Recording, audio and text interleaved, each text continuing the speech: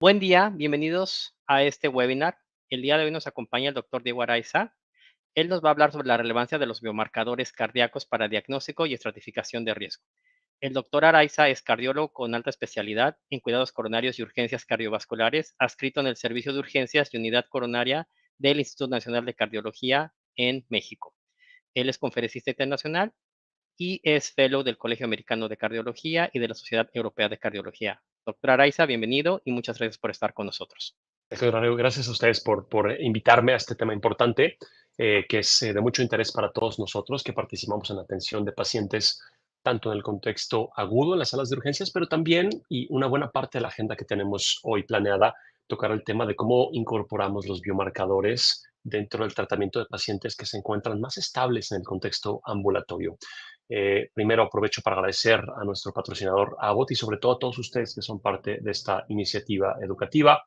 Y precisamente empezando con la agenda, yo quisiera tocar el tema de dos grandes grupos de biomarcadores, la troponina cardíaca de alta sensibilidad y también el uso de los natriopéptidos o péptidos natriuréticos. Y para dar inicio, vamos a empezar con el uso de la troponina cardíaca de alta sensibilidad en pacientes que sufren un evento agudo, el escenario que comúnmente estamos acostumbrados. Y para eso me gustaría empezar reconociendo el grave problema que es el dolor de pecho en México, Latinoamérica, los Estados Unidos y prácticamente el resto del mundo. Se estima que tan solo en los Estados Unidos anualmente entre 8 y 10 millones de pacientes visitarán la sala de urgencias a consecuencia del dolor de pecho. Esto solamente en nuestra contraparte americana.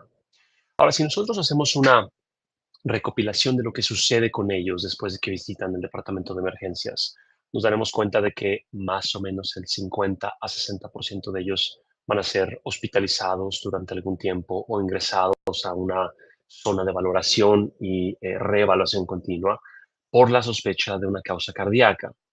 De ellos, además, tenemos al restante 40-50% que directamente y tras una evaluación breve será egresado al domicilio, posiblemente con bajas sospechas de un problema grave y posiblemente habiendo descartado de principio un problema cardiovascular mayor. El problema es que estas cifras en ocasiones dejan mucho que desear sobre la precisión que tenemos al momento de bien estratificar y hacer el triage de estos pacientes. Ven ustedes como de los 50 a 60% que son ingresados a áreas de observación dentro del hospital, más o menos el 20 a 40% tendrán en efecto un evento cardiovascular agudo de tipo síndrome isquémico coronario agudo, más o menos el 5% puede tener otra causa cardíaca, pero más o menos el 50% en la mitad de los casos que utilizamos recursos valiosos dentro del hospital para buscar causas cardíacas, la mitad de ellos se encontrarán libres de enfermedades cardiovasculares. Por el contrario, cuando nosotros mandamos a los pacientes a sus domicilios con la hipotética certeza de que no tendremos ningún evento mayor, también tendremos que reconocer que más o menos el 2% de ellos tendrá un infarto en los siguientes 30 días, por supuesto, preocupando el pronóstico de este grupo de pacientes. De tal forma que el abordaje y el tratamiento del dolor de pecho en la sala de emergencias es un problema que representa aún en 2024 un reto. Ven ustedes cómo si volteamos a ver las causas que hoy generan dolor de pecho son variadas. La inmensa mayoría de los pacientes tendrán esto conocido como dolor atípico o dolor no cardíaco, en donde una multitud de causas, muchas veces inespecíficas y no diagnosticadas con una causa etiológica final, pueden ser incluidas en más de la mitad de los casos. En más o menos el 40% de los casos podríamos hablar de patología bronquial, de otras causas cardíacas, de algunos otros problemas, por ejemplo, síndrome ansioso depresivo, ataques de pánico o dolor de tipo digestivo. Y únicamente un pequeño grupo de pacientes tienen causas cardiovasculares, con lo cual tenemos de gran relevancia que hay que indagar quiénes son estos pacientes. Y por supuesto, cuando pensamos en un dolor de pecho, normalmente el médico de emergencias piensa en causas cardíacas porque lo que sí sabemos es que las causas cardíacas en verde, ven ustedes, causas cardíacas particularmente asociadas al síndrome isquémico coronario agudo, son las que peor afectan el pronóstico de los pacientes en un seguimiento a al menos un año. Este estudio de Oceanía demostró que cuando clasificamos a los pacientes por grupos etiológicos, en aquellos que tienen un dolor cardíaco de tipo isquémico coronario, un dolor cardíaco de otro tipo, un dolor cardíaco, un dolor no cardíaco, y aquellos pacientes que son egresados o que abandonan la sala de emergencias, claramente el dolor cardíaco asociado al síndrome isquémico coronario agudo es el que tiene el peor pronóstico a largo plazo. Entonces, repasando esta primera sección, el dolor de pecho es un problema porque solo 1 a 2 de 10 pacientes que ingresamos y consumimos recursos para buscar una causa isquémica coronaria aguda, siendo el peor pronóstico, en verdad tendrán este diagnóstico. Pero realizamos estudios a más o menos 5 a 7 de los 10 pacientes que hemos llevado a la sala de urgencias. Estos recursos podrían ser biomarcadores, electrocardiogramas, placas de tórax, imagen cardiovascular y además consumen tiempo, estancia en el departamento de urgencias, recursos médicos y humanos y por tanto tenemos que ser mejores para estratificar. Aprovecho ahora para hablar un poco de la definición universal del infarto del miocardio, la importancia que tiene el uso de los biomarcadores en ella. Ven ustedes, esta cuarta definición universal de infarto del miocardio publicada por Triposchiadis y un grupo internacional bien conformado por expertos y líderes de opinión en grandes áreas de la cardiología como la imagen, la cardiopatía isquémica, etcétera, nos habla de una definición que es hoy globalmente aceptada y que es la detección de un incremento y o posterior caída en niveles de troponina cardíaca por arriba del 99 percentil en conjunto con al menos uno de los siguientes: la presencia de síntomas de isquemia aguda, la presencia de cambios electrocardiográficos sugestivos de isquemia como cambios del ST, la aparición de anomalías en onda T o nuevas ondas Q, entre otros, una evidencia de la pérdida de miocardio viable por cualquier método o la presencia de trombo angiográfico. Sin embargo, destaco que el criterio mandatorio tendría que ser la identificación de un nivel incrementado de troponina cardíaca de alta sensibilidad en conjunto con alguna de las otras, casi siempre todas al mismo tiempo. ¿Qué es la troponina cardíaca y por qué es de gran relevancia entonces hablar de ella cuando hablamos de dolor de pecho y síndrome isquémico coronario? Bueno, primero reconocer que la troponina cardíaca es parte de la estructura contráctil del miocito, que es algo que todos tenemos en nuestro músculo cardíaco y hemos identificado que de los tres tipos de troponina, troponina T, troponina I y troponina C, dos de ellos tienen un interés clínico, que son particularmente la troponina T y la troponina I. ¿Qué son las causas o cuáles son los mecanismos que liberan troponina cardíaca al torrente sanguíneo y que hacen detectable concentraciones en los ensayos de cuarta generación que hoy tenemos disponible? Bueno, todos estamos muy acostumbrados a la causa 1, que es necrosis miocárdica, también a la causa 2, que es apoptosis, pero recordar que aún en concentraciones, aún en pacientes saludables y en condiciones normales, podemos detectar concentraciones bajas de troponina, principalmente a consecuencia de un incremento en la permeabilidad celular, de la formación de blebs membranosos en las membranas celulares o como degradación de productos, de tal forma que en varios de estos casos no tenemos precisamente un proceso de necrosis y por tanto detectar concentraciones de troponina cardíaca de alta sensibilidad hoy resulta normal en 90 o 95% de los individuos, incluso más. La troponina cardíaca hoy ya no es un biomarcador dicotómico, sino que tiene un valor biológico, un gradiente, y estos cambios tienen que ser tomados en cuenta al momento de interpretarlo en la cama del paciente. Entonces hablemos de esto que es la troponina cardíaca de alta sensibilidad. ¿Qué significa estos ensayos? Bueno, se ha definido los ensayos de troponina cardíaca de alta sensibilidad como aquellos que tienen la capacidad de detectar al menos el 50% de las personas saludables concentraciones detectables de troponina cardíaca. Estos ensayos están disponibles desde hace más de 15 o 20 años. Hoy tenemos ensayos mucho más nuevos que no solo detectan el 50%, sino que han incrementado su sensibilidad y nos permiten detectar niveles cada vez más bajos de troponina con mayor precisión y por tanto la troponina cardíaca es un valor que podemos detectar en personas prácticamente saludables. Hay que reconocer algunos parámetros cuando analizamos el histograma de distribución. Por ejemplo, el percentil 99 significa de 100 personas saludables, 99 de ellas tendrán concentraciones debajo de este valor. Este es un valor importante para reconocer.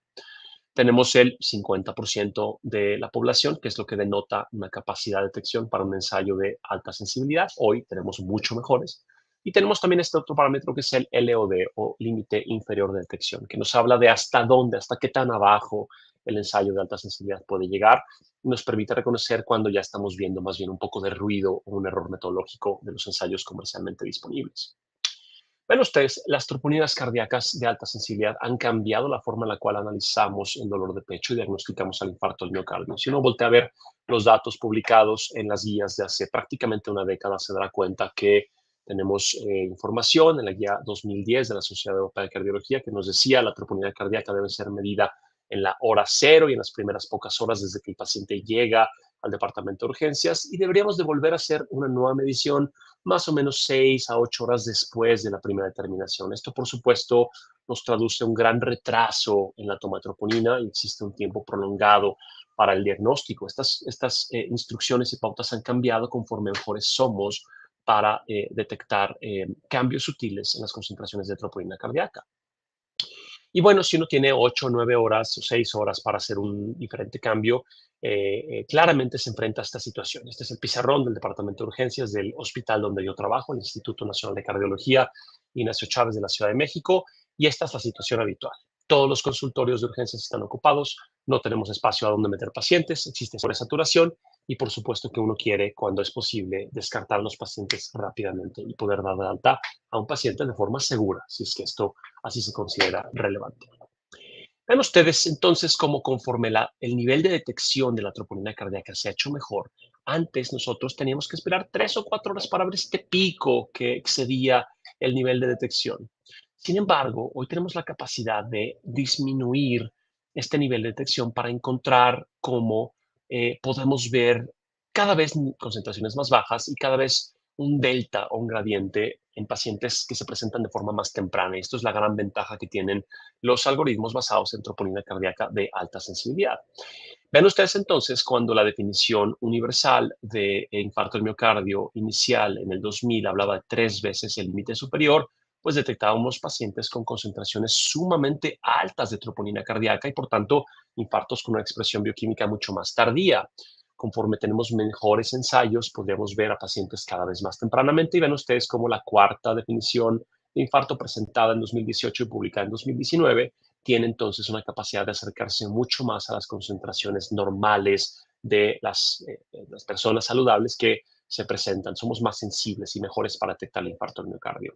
No solo eso, sino que tenemos hoy la capacidad de detectar este delta, esta forma en la cual la troponina cardíaca, aún debajo del 99 percentil, se mueve en individuos en los primeros minutos del evento isquémico coronario agudo. Este delta o gradiente que puede ser medido a las 0,1, 0,2 o 0,3 horas es de gran relevancia porque nos permite adelantarnos y hacer una observación de concentraciones aún dentro del 99 percentil que podrían predecir el diagnóstico de un síndrome isquémico coronario agudo con un gran detalle si nosotros prestamos atención a este movimiento, particularmente en pacientes que se presentan tempranamente. Y tenemos estudios que han demostrado el papel de estos algoritmos. Este, por ejemplo, es uno de los estudios más importantes, el estudio HISTEX, en donde pacientes que tenían dolor de pecho y sospecha de síndrome coronario agudo, se les hacía una troponina cardíaca tipo I de alta sensibilidad a la presentación en el departamento de urgencias, y en aquellos en donde se documentaba una concentración inicial sumamente baja, menos de 5 nanogramos por litro,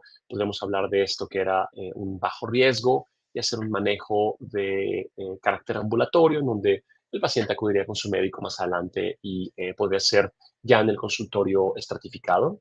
También cuando nosotros tenemos a un paciente que en primera determinación tenemos concentraciones altas de troponina cardíaca, más allá del 99 percentil, este paciente es de alto riesgo, debemos de continuar haciendo determinaciones para encontrar el pico de troponina y muchas veces estos pacientes ya tendrán indicación para proceder a una angiografía coronaria. Y tenemos esta zona gris en donde el gradiente, una zona intermedia, un paciente que tiene entre 5 nanogramos y entre el 99 percentil sexo específico, podríamos reobservar en un algoritmo de 0, 1, 0, 2 o 0, 3 horas para evaluar este movimiento de las concentraciones de troponina y tratar de encontrar un gradiente, particularmente si es mayor a 3, documentando entonces una alta probabilidad de un síndrome isquémico coronario agudo. Esto ya aparece en las guías más recientes de la Sociedad Europea de Cardiología de 2023, en donde en pacientes que se sospecha un síndrome isquémico coronario agudo y en donde, ojo, muy importante, no se documenta una elevación persistente del segmento ST, estos pacientes deberíamos de someterlos a una troponina cardíaca o medir una troponina cardíaca en la hora 0 y también en la hora 1 o 2, según el aspecto logístico más importante, y analizar entonces en qué tipo de pathway, en qué tipo de camino y estratificación de riesgo el paciente es ingresado para tomar los pasos que la evidencia hoy apoya. Este es el uso que tenemos muy acostumbrado en la práctica cotidiana y que hoy sabemos muy bien incorporar en los departamentos de emergencias, particularmente en aquellos departamentos de emergencias que tienen alto volumen de pacientes con síndrome isquémico coronario. Pero no es el único uso. Y voy a hablar entonces de la incorporación de troponina cardíaca de alta sensibilidad como un biomarcador en otro escenario, en el escenario del paciente en el consultorio, el paciente que viene a consultar su riesgo cardiovascular o hacer una alusión para el manejo de sus enfermedades crónicas. Y es que vean, nosotros como médicos en consultorios, mucho de lo que hacemos es tratar de predecir quién podría tener un evento cardiovascular en el futuro. Esto es donde se encuentra verdaderamente el punto dulce de la medicina, en tratar de adelantarnos 5, 10 o 20 años a la aparición de un evento potencialmente catastrófico y tratar al paciente de acuerdo a la evidencia disponible. Esto es la estratificación de riesgo cardiovascular, que hoy mayoritariamente se basa en el uso de calculadoras clínicas. La primera de ellas, Framingham, pero una multitud de calculadoras como por ejemplo Assign, QRisk, las calculadoras Score europeas o ASCBD, lo que hacen es incorporar variables independientes y que puedan interaccionar entre ellas, como por ejemplo la presencia de diabetes, hipertensión, la edad del paciente o sus concentraciones de colesterol, y les dan un peso matemático relativo, con lo cual se puede obtener un estimando de la proporción de pacientes que, compartiendo las mismas características, desarrollarán un evento cardiovascular mayor, fatal o no fatal, normalmente en un periodo de 10 años. Sin embargo, existe mucho interés para documentar cuáles podrían ser los parámetros de gabinete y bioquímicos que podrían modificar este riesgo. Tres grandes áreas de desarrollo en este tema: el uso de imagen cardiovascular, particularmente la imagen basada en tomografía coronaria con medición de calcio o en angiotomografía coronaria contrastada. También el uso de puntajes de riesgo poligénico, en donde una multitud de genes son secuenciados para tratar de encontrar pautas que nos predigan la aparición de eventos cardiovasculares independientemente de otros factores coexistentes. Y posiblemente el último, que es los biomarcadores de daño cardíaco. ¿Y por qué es interesante? Porque ven ustedes, cuando nosotros volteamos a ver a las poblaciones incluidas en grandes estudios de alto riesgo cardiovascular, pacientes en donde se les probó estatinas o antihipertensivos o tratamientos para diabetes, ven ustedes la proporción de ellos que tienen troponina cardíaca de alta sensibilidad por arriba del 99 percentil, o por arriba del nivel de detección, perdón. Y vean, si volteamos a ver, entonces más o menos el 80 a 90% de los pacientes incluidos en esta multitud de estudios, utilizando diferentes tipos de ensayos, tienen troponina cardíaca detectable. Esto es de gran relevancia porque entonces podríamos no solamente detectar si la troponina es positiva o por arriba del 99 percentil, sino prestar atención a las concentraciones de esta troponina. Y es que hoy sabemos, cuando nosotros analizamos por terciles o quintiles en esta ocasión, ¿cuál es el riesgo cardiovascular? Sabemos que existe una concentración, una correlación relativamente buena entre un mayor quintil, ven ustedes aquí el quinto quintil, y con un gradiente de concentración cuarto, tercero, segundo, en comparación con la referencia del primer quintil, en 75,000 pacientes incluidos en 10 estudios prospectivos metaanalizados, el estudio Biomarker. Claramente, los biomarcadores y una mayor concentración, aún dentro de la normalidad, podrían verse asociados a un incremento en el riesgo relativo de eventos cardiovasculares mayores.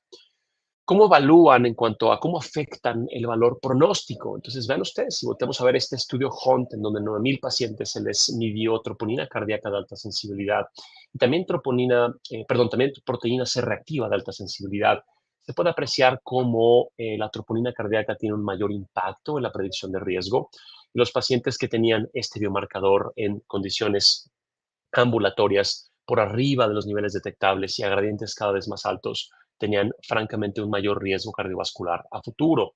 Esto es de gran relevancia porque estas concentraciones podrían tener una discriminación del riesgo casi tan buena como otros factores de riesgo cardiovascular, como edad, diabetes, hipertensión o tabaquismo, y podrán contribuir a la toma de decisiones del día a día en los pacientes que tienen una consulta con nosotros y que queremos establecer un riesgo cardiovascular a largo plazo.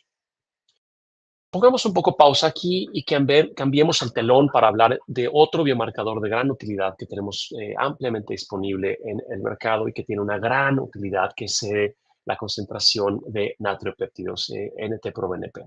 Ven ustedes, me gusta pensar en la vía de los péptidos natriuréticos como una vía contraria al RAS. Sabemos que son polipéptidos que se liberan a diferentes niveles, particularmente a nivel de callado aórtico, cerebro de aurículas, particularmente en respuesta a un exceso de presión en diferentes lugares, las aurículas, el callado aórtico, los grandes vasos.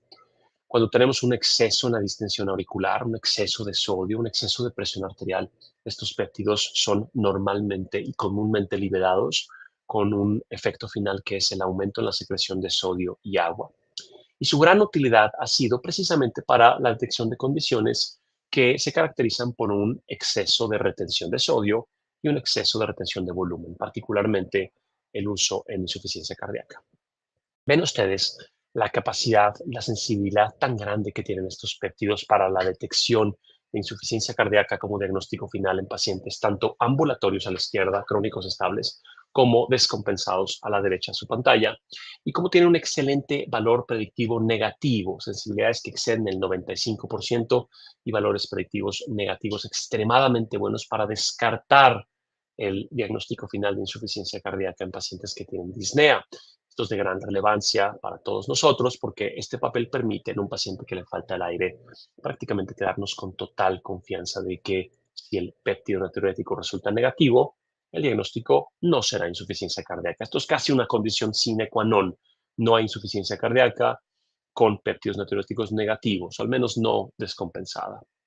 Ven ustedes, de tal forma, es tan buena esta evidencia que los péptidos natriuréticos son parte de una multitud de guías nacionales e internacionales para la estratificación y diagnóstico de insuficiencia cardíaca. Aquí les presento nuestras guías mexicanas para el diagnóstico y tratamiento de insuficiencia cardíaca, en donde los natriopéptidos son parte esencial en el escalón 2, en la confirmación de insuficiencia cardíaca, y la guía, después de haber sospechado clínicamente este cuadro, recomienda hacer la medición de péptidos natriuréticos y o ecocardiograma para avanzar en el diagnóstico de este grupo de pacientes. Hay que tener ciertas consideraciones, particularmente sobre los diagnósticos diferenciales, y esto es de gran relevancia.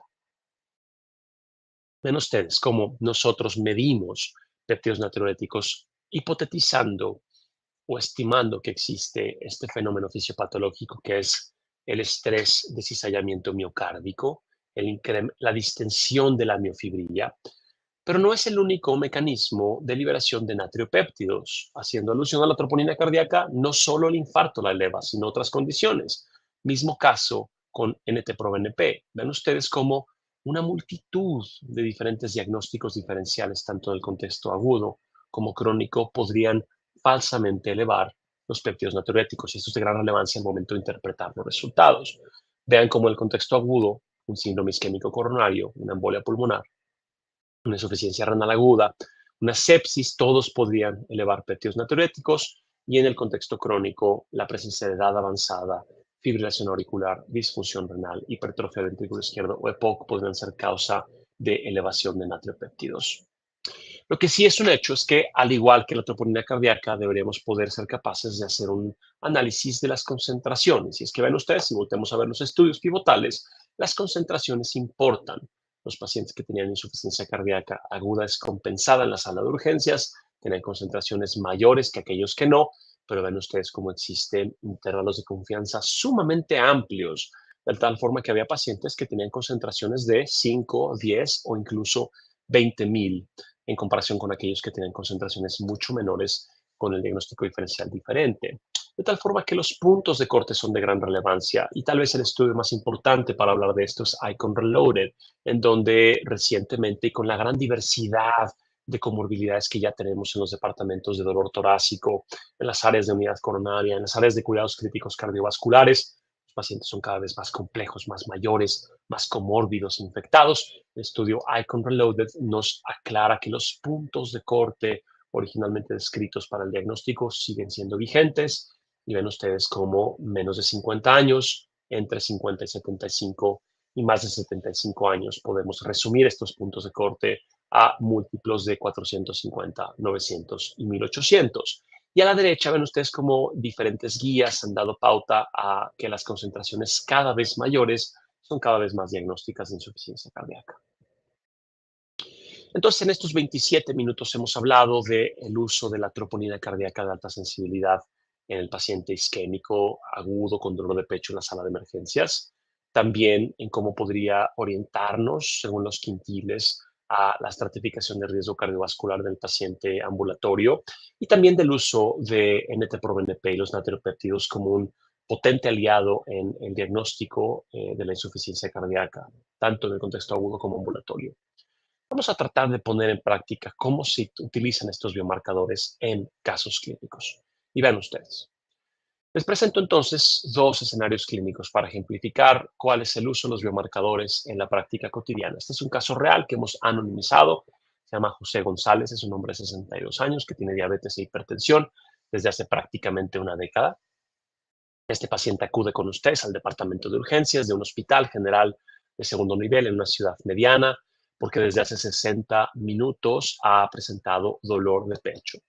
Él describe este dolor de pecho como punzante, un piquete en la zona centrotorácica con una intensidad que es 6 de 10.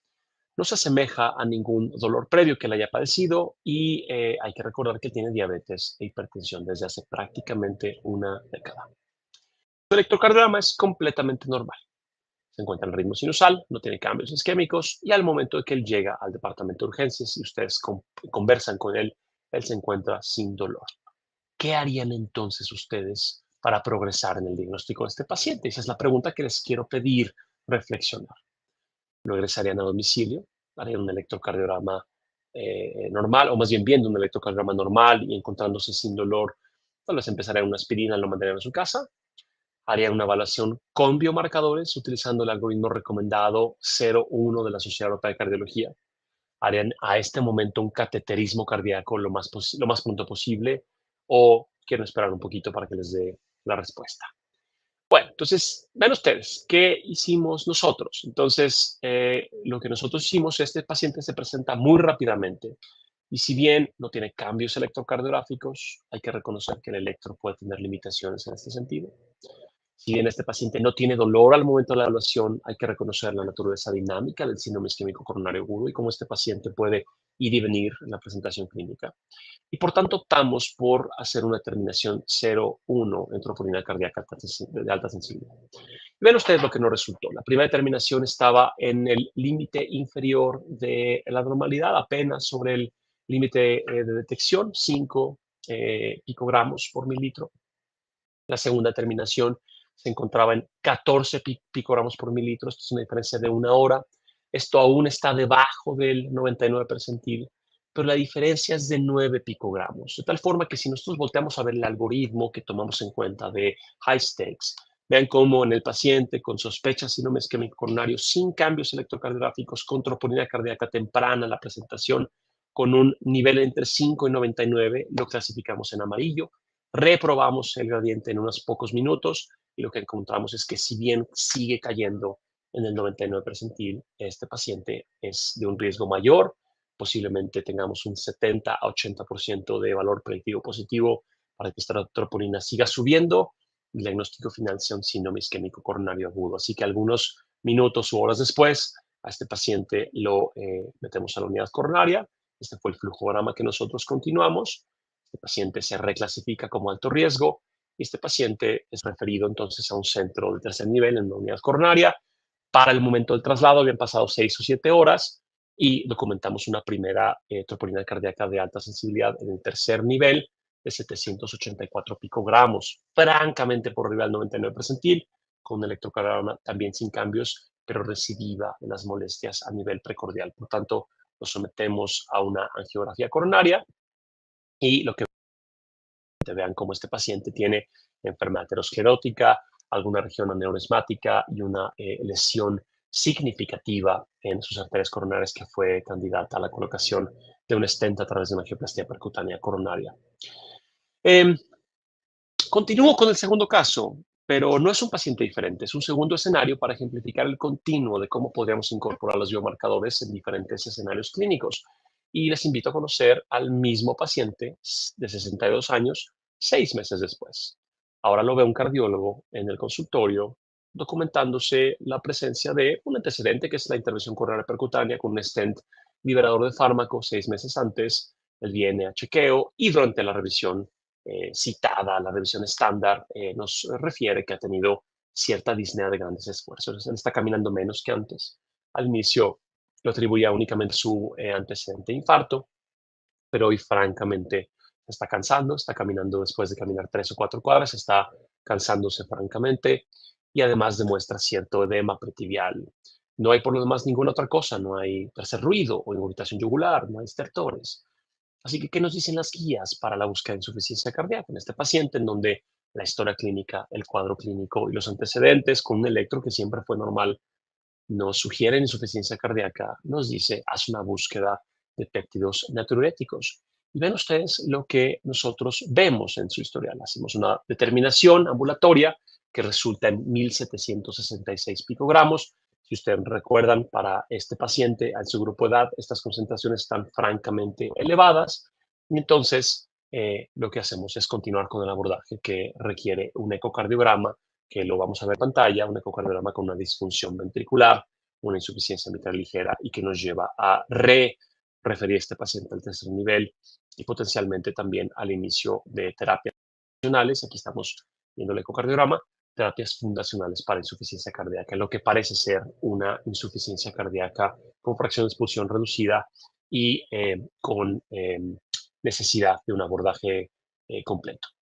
Entonces, vean cómo incorporamos el uso de biomarcadores para tomar decisiones que pueden afectar positivamente la salud de los pacientes, ir a un tercer nivel, ser cateterizado para encontrar lesiones casi oclusivas, recibir un stent, ser llevado a un ecocardiograma, recibir terapias para falla cardíaca, y todo esto, por supuesto, impacta positivamente en el pronóstico de los pacientes.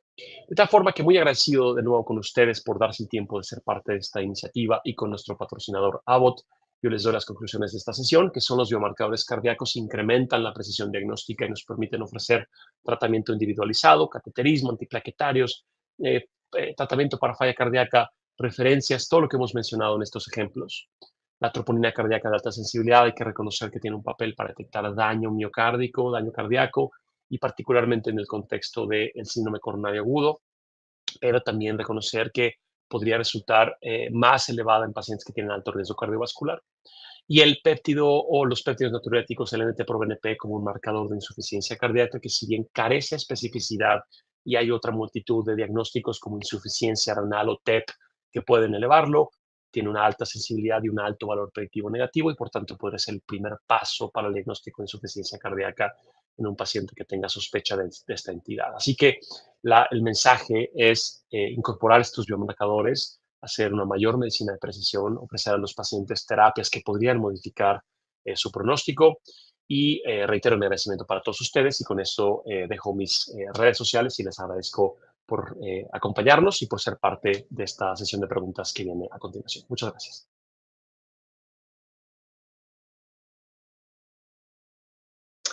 Muchas gracias, doctora Araiza, por esta presentación bastante interesante.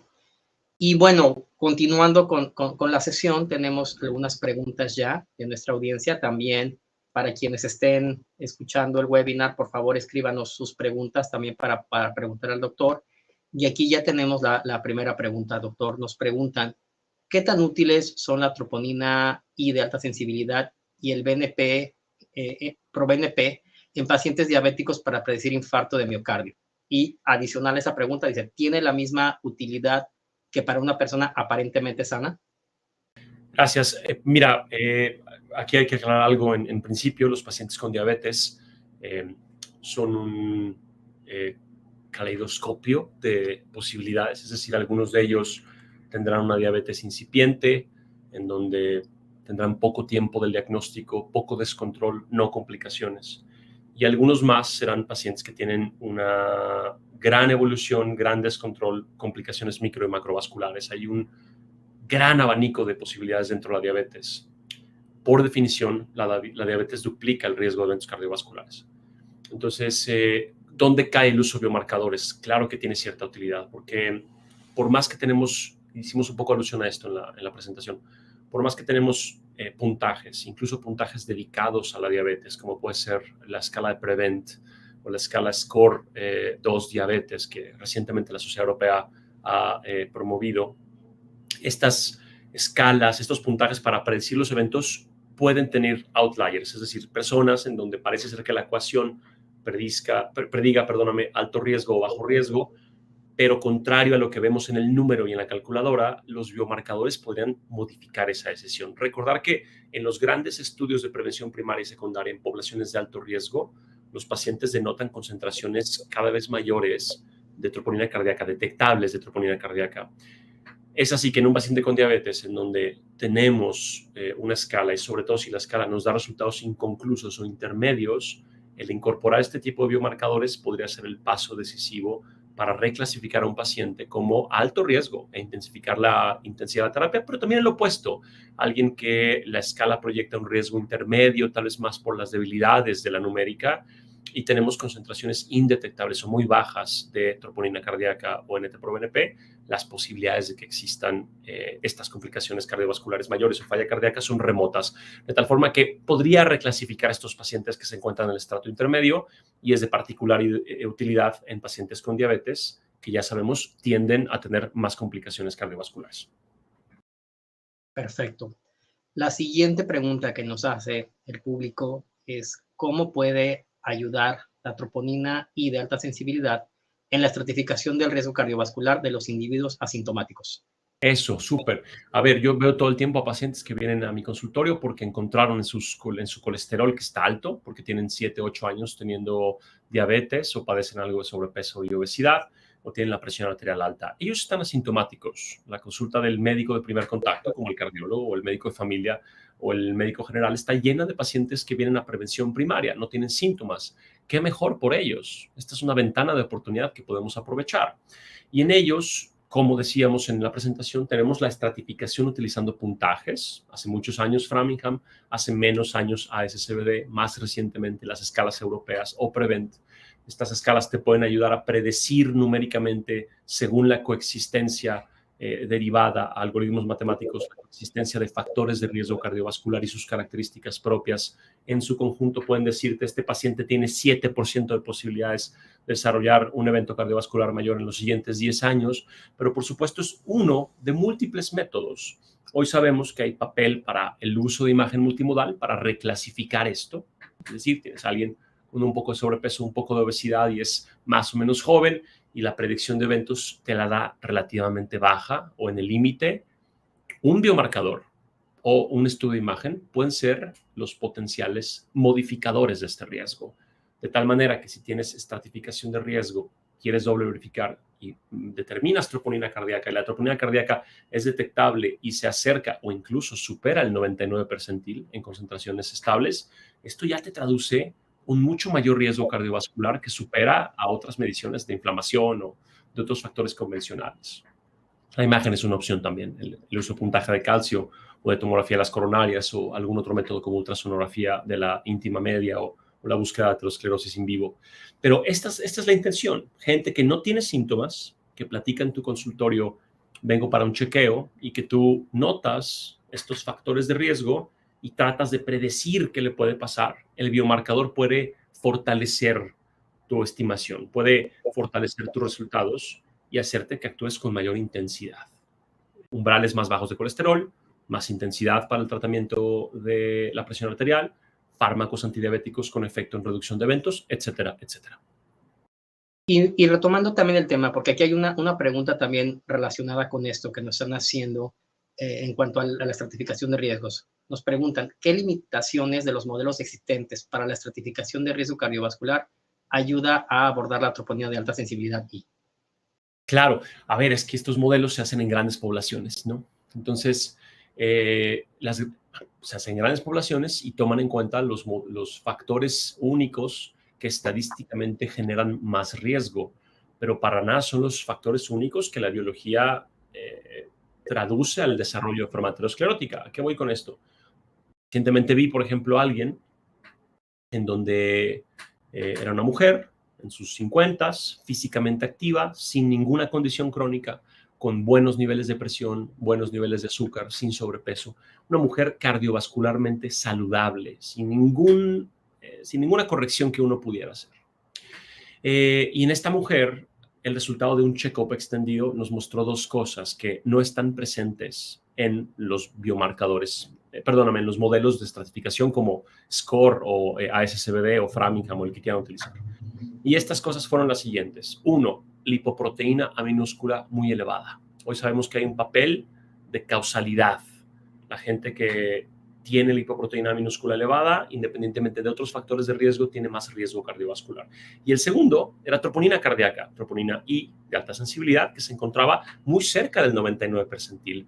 Esto era muy discordante en una paciente que se encontraba completamente asintomática y en donde los puntajes que toman en cuenta las variables más comúnmente responsables del riesgo cardiovascular, hipertensión, diabetes, tabaco, obesidad, etcétera, eran completamente negativas. A esta mujer buscamos, ya teniendo el biomarcador y la causa potencial, la lipoproteína A elevada, hicimos un estudio de imagen. Y, oh sorpresa, con su perfil clínico de muy bajo riesgo cardiovascular, esta mujer mostraba un índice de calcio coronario mayor a 300. Tenía gran evidencia de aterosclerosis, arterias de alguien de 70 u 80 años. Entonces, esta es la gran diferencia con un score. El score, el puntaje, lo estima según una fórmula matemática, extrapolándolo de otras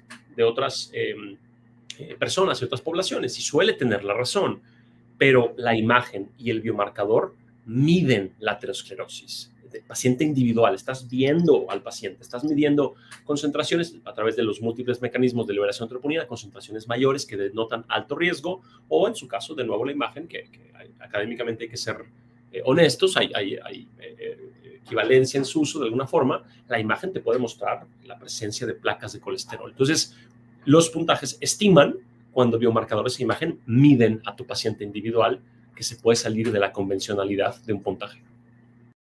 Claro.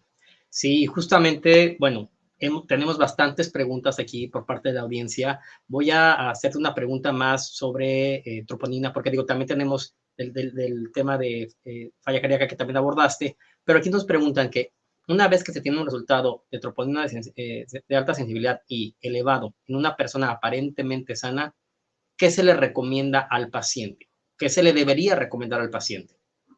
Yo diría que son dos cosas. La primera es tratar de ponerle causa a esto. Esto corresponde a una elevación crónica y persistente derivada de una condición subclínica, enfermedad de las coronarias, una válvula con cierto grado de estenosis, una forma de enfermedad miocárdica. Si esto es así, entonces hay que dar tratamiento para la prevención secundaria. Una troponina cardíaca me hace pensar que este paciente tiene más riesgo y por tanto quiero hacer estrategias terapéuticas que reduzcan el riesgo. Y eso hoy estamos en una era maravillosa porque tenemos lo que todo el mundo piensa y tal vez lo menos efectivo, utilizar un ácido acetilsalicílico, una aspirina. Pero cosas muy efectivas. Esto ya no es para todos. Pero lo que sí es para todos, una estatina, por ejemplo, una medicina que baje tu colesterol.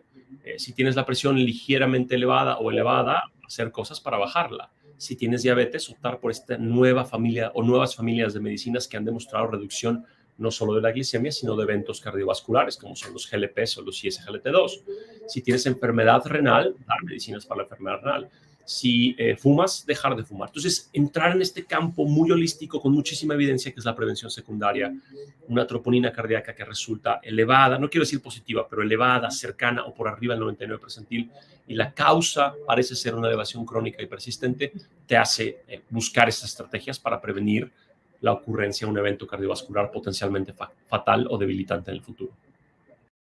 Perfecto. No, muchas gracias por aclararnos esto. Y como te comentaba, nos siguen llegando aquí más preguntas, pero ahora voy a dar un poco más también de espacio al tema de insuficiencia cardíaca, claro, también para abordar esto. Entonces, una pregunta que nos hacen aquí es, a menudo escuchamos que los péptidos natriuréticos tuvieron un gran impacto en la medicina. ¿Por qué? ¿Por qué son tan útiles? Mira, son muy útiles en dos aspectos. El primero es cuando tú tienes un paciente, yo trabajo en un departamento de urgencias, que es raro para un cardiólogo, pero estando en un hospital monotemático como lo es este instituto donde estoy ahorita mismo en mi oficina, y que vemos mayoritariamente pacientes con problemas del corazón, los péptidos sirven para algo. Si tú estás en el departamento de urgencias y tienes a alguien que tiene disnea y tú pides péptidos natriuréticos, si salen completamente normales, tú puedes estar completamente seguro de que el paciente no tiene insuficiencia cardíaca. La insuficiencia cardíaca con péptidos normales, al menos agudizada, es una condición que no existe. Son extremadamente buenos para descartar insuficiencia cardíaca con un valor predictivo negativo que excede el 90-95% en series diferentes. Ahora también cuando te resultan positivos, el grado de elevación te puede hablar de una magnitud de severidad de la congestión y particularmente el estrés, la sobrecarga de las cavidades. De tal forma que te dicen, bueno, si lo tienes en el límite, tal vez no ayudan tanto, pero si lo tienes elevado, muy elevado, extremadamente elevado, te hablan del grado de congestión y te permiten, y hay varios estudios, incluso metaanálisis, que arrojan beneficio de utilizar a los péptidos como una estrategia para valorar la descongestión. Un paciente al que le das diuréticos y tú observas que en las siguientes 48, 72 horas los péptidos bajan el 50% de su primera concentración, esto correlaciona muy bien con mejoría clínica, pero también correlaciona con una mucho menor posibilidad de eventos clínicos mayores en los siguientes días. Entonces, pueden ser utilizados como una estrategia para descartar, para confirmar y para guiar. Es así que es una herramienta de lo más útil. Claro, y acompañado de esto que nos estás explicando, también bueno, una duda más. ¿Qué impulsa la liberación de los péptidos en la insuficiencia cardíaca aguda y crónica? Uno los pide para evaluar, a grosso modo, la sobrecarga de las cavidades. Esto es lo más importante. Si tú tienes una sobrecarga, dilatación, estrés cavitario, casi siempre por un incremento en las presiones de llenado. Esto recuerda que tenemos un montón de varoreceptores en las aurículas, en el callado, en diferentes niveles que liberan estos péptidos. Así que cuando lo ves, uno piensa en esto. También hay que reconocer que existe una multitud de diagnósticos diferenciales. Uno de los más frecuentemente vistos en todos los escenarios es la función renal. Es así que alguien sin estrés de las cavidades, pero con una gran disfunción renal, puede elevar los péptidos natriuréticos. Entonces, fisiopatológicamente tú los buscas para evaluar el grado de sobrecarga del corazón, pero hay que siempre estar muy atentos a que la sobrecarga esté clínicamente manifiesta, hay una causa funcional o estructural que lo apoye, que esto es la definición de insuficiencia cardíaca, y haya la ausencia de otros posibles diagnósticos diferenciales, como pueden ser insuficiencia renal o algunos otros más frecuentes, aunque llevan a menores elevaciones, pero más frecuentes como edad avanzada, fibrilación auricular, embolismo pulmonar, sepsis o síndrome coronario agudo. Entonces, tomar en cuenta ese mecanismo, pero saber que hay otros diferenciales y siempre tenerlos en tu compás en la clínica.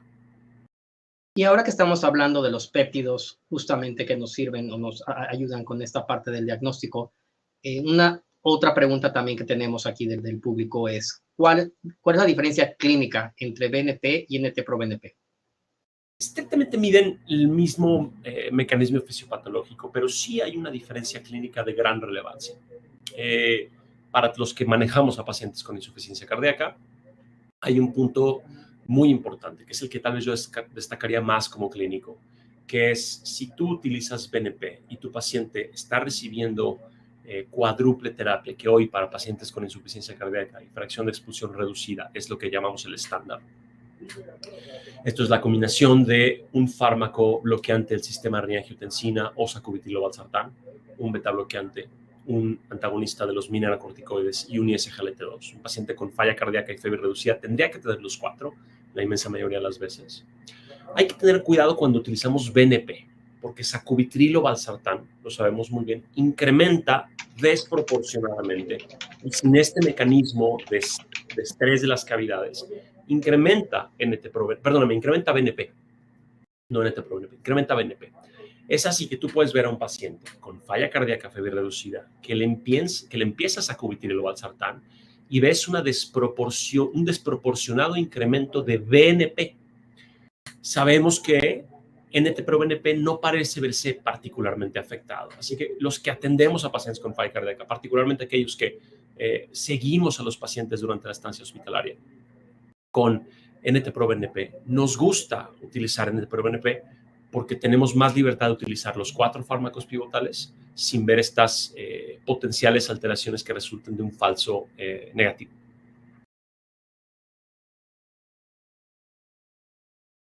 Cristian, fíjate que no te escucho, perdón. Cambiaste ahí como de posición, a ver si puedes reiniciar tu audio. ¿Me escuchas ahora? Perfectamente, gracias. Sí, y hablando de los péptidos también y de los medicamentos, justamente una pregunta que también hay aquí de parte del público es cómo reaccionan los diferentes péptidos a los diferentes medicamentos y esto cómo afecta a la disfunción renal. A ver, creo que la principal consideración que uno tiene que saber es esta. Sacubitril/valsartán es una excelente medicina en la mayoría de los pacientes. Sin un empeoramiento clínico, sacubitril/valsartán sube BNP cuando no sube NT-proBNP. Entonces hay que estar al tanto de este fenómeno que es básicamente proceso secundario de la neutralización de las endopeptidasas, que son los péptidos natriuréticos, las neprilicinas. Y esto es deseable, es decir, tú das sacubitril/valsartán, el paciente mejora, es una medicina que salva vidas, que mejora la calidad de vida, pero te podrías dejar ir, si no lo sabes, por un incremento sustancial de BNP. Esto no pasa con el NT-proBNP. Ahora, el resto de las medicinas, tanto sacubitril/valsartán como los 4 fantásticos, cualquiera de los IECAs o ARAs, beta blockers, SGLT2 y ARMs, en conjunto se asociarán a grandes beneficios para el paciente. Estos beneficios incluyen desde beneficios poco clínicamente significativos, como mejoría en los volúmenes telediastólicos, cambio en la esfericidad del ventrículo izquierdo, mejoría en la función diastólica. Luego pasamos por los que son muy significativos para el paciente, que son mejoría en la calidad de vida y además una prolongación en la expectativa de vida. Es decir, son medicinas fantásticas que salvan vidas todo el tiempo. Conforme el paciente mejora, nosotros vemos un decremento en las concentraciones de NT-proBNP. Es así que te permite seguir el rastro de este paciente e ir diciendo, ¿sabes qué? Empecé cuádruple terapia hace un mes yo lo tenía en 10,000 de NT-proBNP y hoy, un mes después, lo tengo en 500 y el paciente está menos congestivo y bajó 90% y las cosas van muy bien y te da una estimación numérica que tú puedes compartir al paciente, que tú puedes registrar y que tú tienes muy poca variabilidad en ello y es una muy buena forma de dar sustento a la mejoría clínica que tu paciente tiene. Perfecto. Y ahondando un poquito más ese tema, ¿cuáles son las guías clínicas para los umbrales y o puntos de corte de BNP y proBNP? Bueno, sé que muchas de las personas que están aquí son de México, sé que muchas no. De todos modos, yo les quiero recomendar nuestras guías mexicanas porque están muy bien hechas. Tenemos guías mexicanas 2023 para el manejo, diagnóstico y manejo de insuficiencia cardíaca, en donde tenemos muy claramente establecidos los puntos de corte, tanto para NT-proBNP y BNP, tanto para pacientes que se presentan crónicos en la oficina como agudamente descompensados en los departamentos de emergencias. Y les recomiendo que las revisen porque son gratuitas. Si buscan guías mexicanas 2023, las encuentran publicadas en nuestra revista nacional, Archivos de Cardiología de México. Ahora no es la única, tenemos guías de la Sociedad Costarricense de Cardiología, Canadiense de Cardiología, una multitud, y tal vez las más representativas a nivel mundial son las guías europeas y americanas que pueden encontrarse con gran facilidad disponibles en cualquier base de datos. Ok, no, perfecto. Muchas gracias. Nos siguen llegando más preguntas, entonces ahora voy a pasar un poquito cosas más generales. Hay una pregunta que tenemos aquí. Dice, si actualmente consideras alguna utilidad clínica en otros marcadores. Aquí un ejemplo que nos dan es el CA125. CA125 es una forma de medir congestión, tiene una buena cantidad de estudios. No te voy a mentir, nosotros no tenemos experiencia en este centro, no lo hemos incorporado. No nos parece que tenga una gran diferenciación en cuanto a NT-proBNP, al menos la evidencia no apoya que sea mejor en principio, pero está escrito, hay papers muy serios para su uso y si lo tienen disponible, hacer experiencia sería deseable. Yo no la tengo y nuestro centro no lo maneja, así que podría hablar poco. Tal vez otro biomarcador agregando es GDF15, que es este factor de diferenciación que apoya acumulativamente el riesgo de diferentes eventos. Se ha utilizado en eventos de sangrado, por ejemplo. Creo que todavía no trasciende a un uso generalizado, pero es otro biomarcador promisorio. Y algunos otros que se me vienen a la mente es, por ejemplo, receptores tipo TOL, que están por ahí descritos para insuficiencia cardíaca. La realidad es que creo que ninguno de estos biomarcadores hayan trascendido al uso clínico rutinario y tenemos muy poca experiencia en su uso en la práctica clínica. Me parece que muchos de ellos se mantienen aún como dianas terapéuticas en investigación y que tal vez veamos un nicho más disponible en el futuro. Ok, y tenemos otra pregunta más acá del público. Dice, ¿cuál es el hazard ratio al usar CKMB en vez de troponina en trombolisis? No sabría hazard ratio para qué evento. Creo que también desde mi humilde punto de vista como investigador, tal vez no con tanta experiencia, pero creo que hazard ratio no es la mejor forma de referirse a ello. No sé si estamos hablando de sensibilidad, sensibilidad, que es la capacidad del test de detectar a los verdaderos positivos en comparación con troponina cardíaca, es menor de 90%. Es decir, si tú tienes 100, de hecho es como 83. Es decir, si tú tienes a 100 que en verdad se infartaron y haces CKMB, 83 de ellos tendrán positividad y 17 no. Es un número muy importante. Cuando de 100 infartados, troponina cardíaca tiene una sensibilidad de 99, por no decir 100. Hoy es parte de la definición, es tan buena que es parte de la definición universal de troponina cardíaca, de infarto de miocardio. Así que no sé si entendí mal la pregunta, pero respondo de sensibilidad. Y en cuanto a sensibilidad, la sensibilidad es francamente mayor para troponina cardíaca, particularmente si son ensayos de alta sensibilidad y particularmente si son ensayos de alta sensibilidad de cuarta generación, como las troponinas C, de las cuales hemos hablado. Estos ensayos son prácticamente ya no habrá pacientes que no lo demuestren positivo. Incluso ha desaparecido la angina inestable. Hoy ya rara vez vemos angina inestable porque todos los pacientes tienen concentraciones detectables y en creciendo en las primeras horas. Cuando yo todavía veo mucha CKMB determinada en este centro y en otros centros, y ves a muchos pacientes con un infarto y 200 picogramos de troponina cardíaca y CK normal. Entonces te pueden escapar los diagnósticos. La CKMB es un marcador que, de ser posible, hay que dejar de utilizar y reemplazarlo, o bueno, dejarlo de utilizar para el diagnóstico. Tal vez el reinfarto tiene un papel todavía, la temporalidad tiene un papel todavía, pero no para la estratificación rutinaria del dolor de pecho en la sala de urgencias. Perfecto. Bueno, doctor, obviamente ha habido mucha interacción también por parte del público, nos han estado preguntando, pero pues también ya estamos acá cortos en tiempo. Entonces, un último mensaje, digamos, como para la conclusión, para cerrar esta presentación bastante interesante donde hemos aprendido. Gracias. No, yo diría que tratemos de utilizar las herramientas que tenemos. Que hoy cuando se ve a un paciente uno puede utilizar un puntaje, uno puede complementar con un biomarcador o con una imagen y puede tener incluso acceso, eso ya está muy cerca, en el futuro lo tendremos cada vez mejor, a estudios de tipo genético de amplia gama o estudios puntuales y ser mejores para nuestros pacientes. Sí, el gran reto, yo trabajo en una unidad coronaria, vemos infartados, el gran reto es prevenirlos. O sea, no es cubrirse aquí de felicidad y gloria cuando a alguien se le mete un catéter y le tapas una arteria. Eso llegaste 20 años. El gran reto es haber visto a ese paciente 20 años antes y decirle, tú tienes la posibilidad de que en el futuro te vas a infartar y es mejor que hoy cambies tu estilo de vida o tomes esta medicina o esta serie de medicinas que sabemos la ciencia avalan, reducirán ese riesgo. Ese es donde está el gran nicho de la prevención y creo que complementando nuestro quehacer clínico con biomarcadores y otros métodos diagnósticos podemos ser mejores para predecir el riesgo de los pacientes. Ese sería mi mensaje principal. Perfecto. Pues muchas gracias, doctor. Muchas gracias a todos los que nos escucharon el día de hoy. Thank you, everyone, because we have people also from other countries and from Canada and different countries worldwide. So thank you so much. Gracias. Thank you very much.